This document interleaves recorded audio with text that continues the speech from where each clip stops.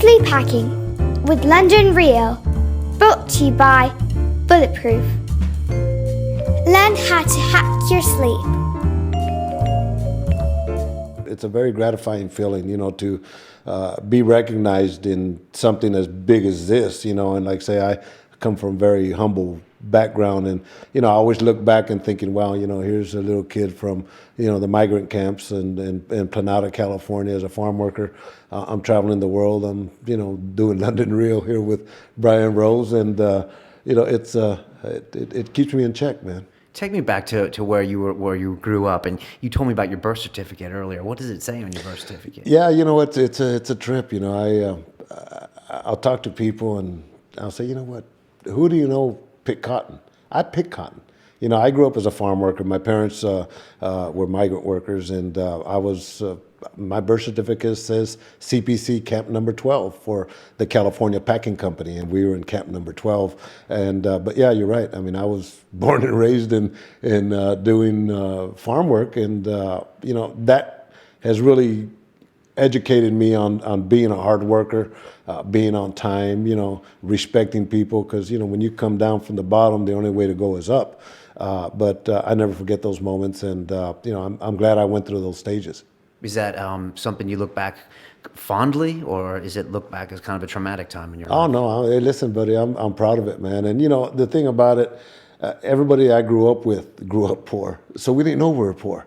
But we had all the fruits, all the vegetables, we were all pretty athletic because you're running through the fields, and, they plow the fields, and you have layers of rows, and you step on certain parts of the rows, and that gave us pretty good coordination, and but my goal was always to be a professional baseball player, and picking nectarines or picking tomatoes, I would throw them at boxes, I would throw them up and hit them with a stick, and even we had our driveway that was all rocks, a bunch of little rocks, and I'd get a little like a broom and throw the rocks up and hit them, bam, so I had pretty good eye and hand coordination. But no, it's I'm proud of coming from there, and I traveled the world, and you get all these Latino people that come up to me. I just saw a girl from Chile that took a picture with me today, and she just says, I'm just so proud, that you're representing us, and I do. I represent the raza and the Latinos. And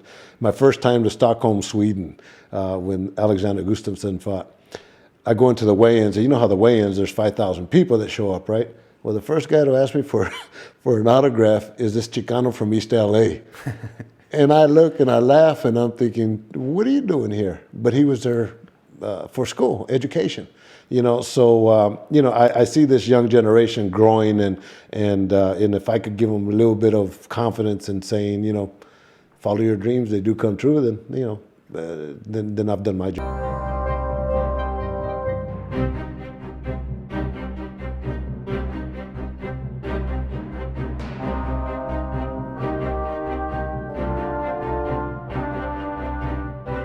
This week on London Real, we have astrophysicist Neil deGrasse Tyson.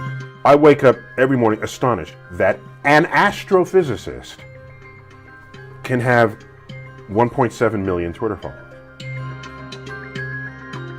The cosmos is anything where it's a frontier of human knowledge of how the world works. There's so many forces that want to deny a scientific truth just because it conflicts with their ideology. I thought of myself, because I could wrestle, as sort of a defender of geeks.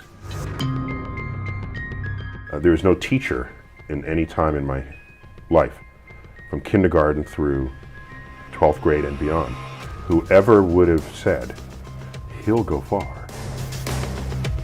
And the act of finding out is the lesson, not the lesson itself. On Sunday, London Real presents Neil deGrasse Tyson, Cosmos. I'm happy to report that there's an appetite for the cosmos out there.